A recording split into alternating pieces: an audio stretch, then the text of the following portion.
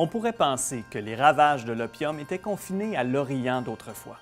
Mais l'opium, ou du moins ses cousins les opioïdes, se retrouvent maintenant chez nous. Des substances qui sont soit dérivées naturellement de l'opium, soit fabriquées de toutes pièces en laboratoire et qui produisent des effets similaires. L'Amérique du Nord représente environ 80% de la consommation mondiale d'opioïdes. Héroïne, morphine, oxycodone, fentanyl. Certaines s'obtiennent à l'hôpital contre une prescription, d'autres au détour d'une rue ou même en ligne.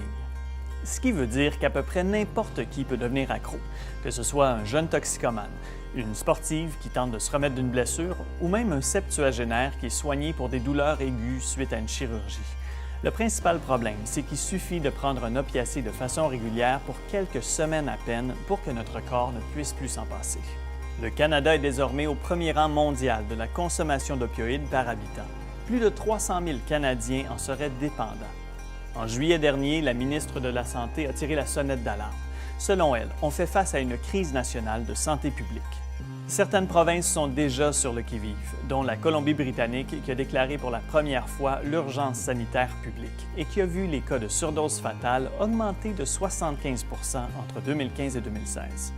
Des traitements existent, mais plusieurs estiment qu'il faut aller au-delà de la méthadone et se doter d'un ensemble de solutions qui impliquent autant les médecins et les travailleurs sociaux que les forces de l'ordre, les politiciens et l'industrie pharmaceutique elle-même.